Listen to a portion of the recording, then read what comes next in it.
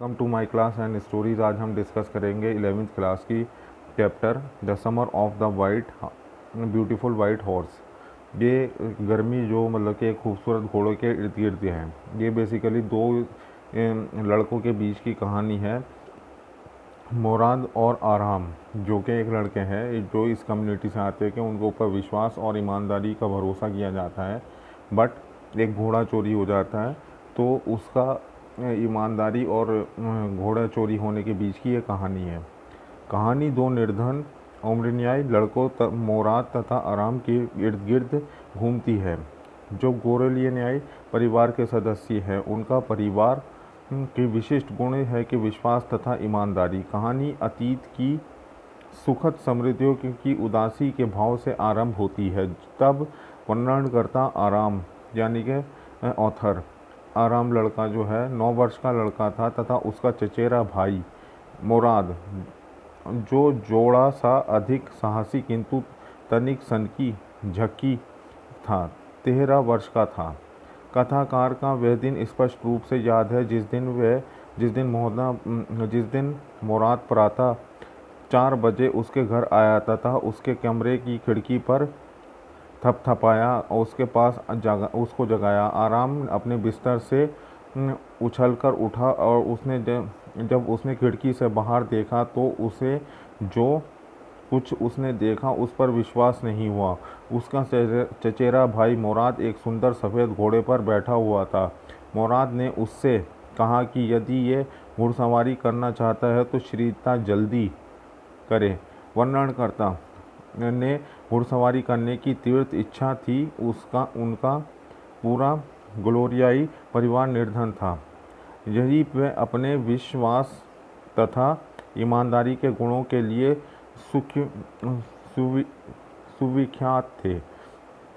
कथाकार जानता था कि उसका चचेरा भाई मुराद घोड़े का क्रय नहीं कर सकता, खरीद नहीं सकता, किराए पे भी नहीं ले सकता और ख़रीद भी नहीं सकता। यदि उसने इसे क्रय नहीं किया तो अवश्य ही इसे चुराया होगा।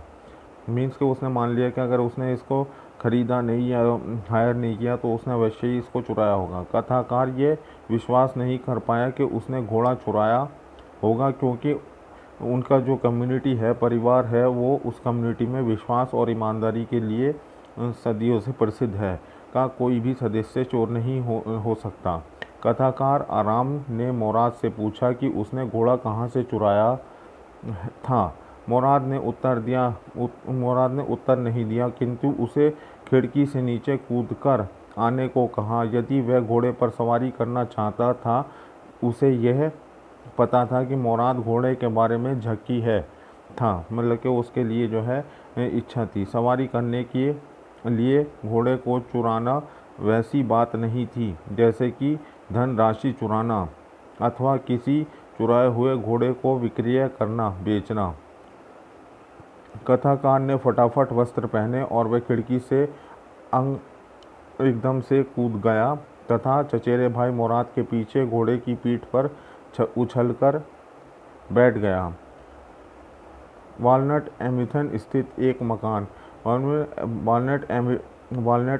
स्थित एक मकान से वे 3 मिनट से कम समय से अलीवी एवेन्यू तक पहुंच गए। घोड़ा दुल्की की चाल चलने लगा क्योंकि वायु ताज़ा तथा सांस लेने की मनोहर थी।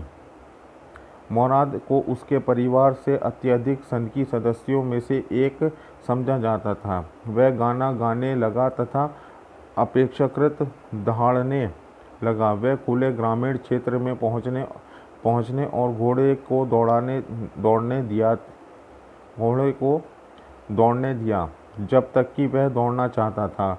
अनंत मुराद ने आराम को नीचे उतरने को कहा क्योंकि वह अकेला घुड़सवारी करना चाहता था। आराम ने उससे पूछा कि क्या वह उसे अकेले को घुड़सवारी करने देगा। मुराद ने उत्तर दिया कि यह घोड़े पर निर्भर करता है, मेरे ऊपर नहीं। कथाकार नीचे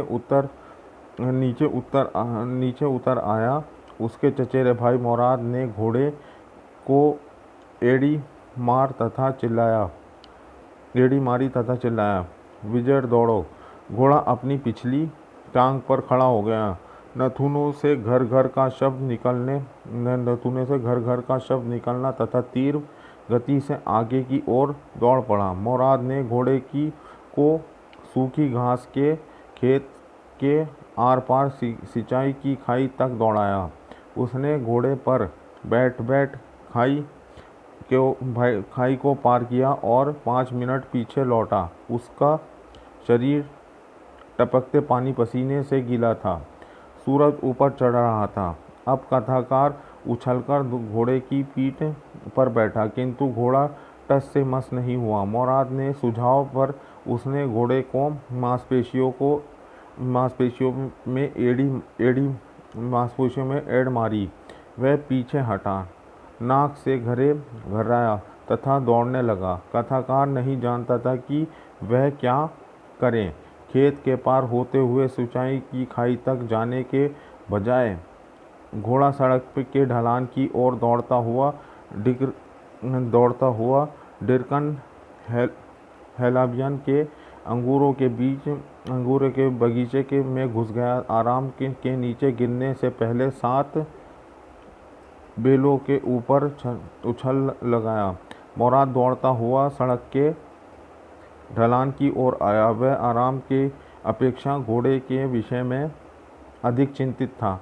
दोनों के विभिन्न दिशाओं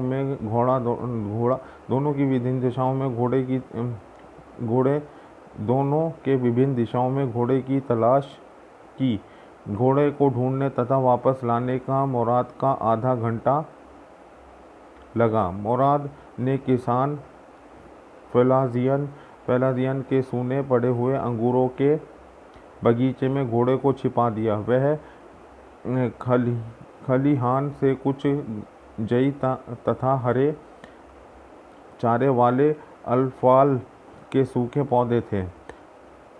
कथाकार ये सूझा कि मुराद को कुछ समय के लिए शीत प्रातःकालीन घुड़सवारी का आनंद लेता रहा तथा उसके पास तो केवल उस दिन के प्रातःकाल आया था। उसने पूछा कि तुमने कितने समय पहले यह घोड़ा चुराया था। मुराद ने यह प्रश्न पसंद नहीं आया। कथाकार के शब्दों को बदल कर पूछा, तुमने कितने समय से प्रतिदिन सवेरे घुड़सवारी करना आरंभ किया था। उसने उत्तर दिया कि आज प्रातः दिन से पहले नहीं। स्पष्टतः यह सत्य नहीं बोल रहा था, किंतु उसने आराम को भी यह कहने को राजी कर लिया। मुराद ने तब आराम को बताया कि घोड़े से इतने भले प्रकार का व्यवहार करना आसान नहीं। पहल यह अनियंत्रित अपनी इच्छा से दौड़ना चाहता था, किंतु चूंकि उसे घोड़े से व्यवहार का ढंग आता था, उसने घोड़े के साथ समझ विकसित कर ली है। कथाकार घर पहुंचते तथा उसने जी भर कर नाश्ता किया। ये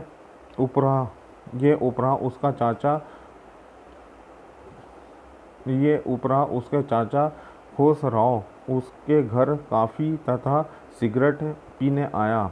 जब वह बैठक में कॉफ़ी